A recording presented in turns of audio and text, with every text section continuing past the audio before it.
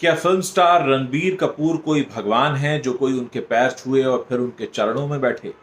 ये सवाल बहुत सारे लोगों ने पूछा है, खासकर उस वीडियो को देखकर जिसमें रणबीर कपूर का एक फैन उन्हें कुछ गिफ्ट करता है और उसके बाद गिफ्ट करने से पहले उनके पैर छूता है और गिफ्ट करने के बाद उनके पैरों में जाके बैठ जाता है। और लोग बार बार ये सवाल कर रहे हैं कि आखिर इस तरह का व्यवहार क्यों? अगर कोई आपके पैरों में बैठा है तो आपने उसे ऊपर बैठने के लिए क्यों नहीं कहा?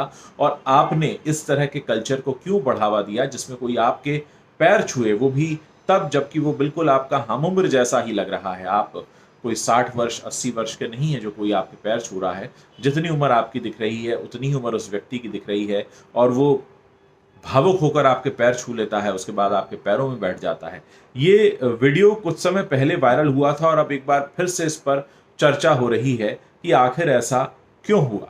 ब्रह्मास्त्र की शूटिंग के दौरान एक होटल में रणबीर कपूर से मिलने उनका एक फैन आता है जो उन्हें कुछ हैंडमेड आर्टिफैक्ट्स गिफ्ट करता है। उससे पहले वो उनके पैर छूता है और फिर जब रणबीर उसके दिए गए गिफ्ट्स को खोल कर देख रहे हैं तो वो उनके चरणों में बैठ जाता है। तो आखिर इस तरीके की प्रैक्टिस को बढ़ावा क्यों दिया जाता है? क्यों होता है हमारे देश में ऐसा? ये सवाल पूछा जा रहा है।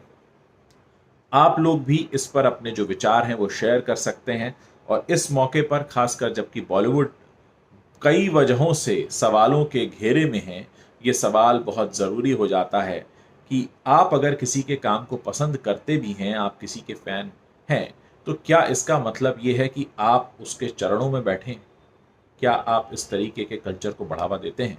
इस पर आप अपनी क्या सोच रखते हैं? मुझे ज़रूर बताइए।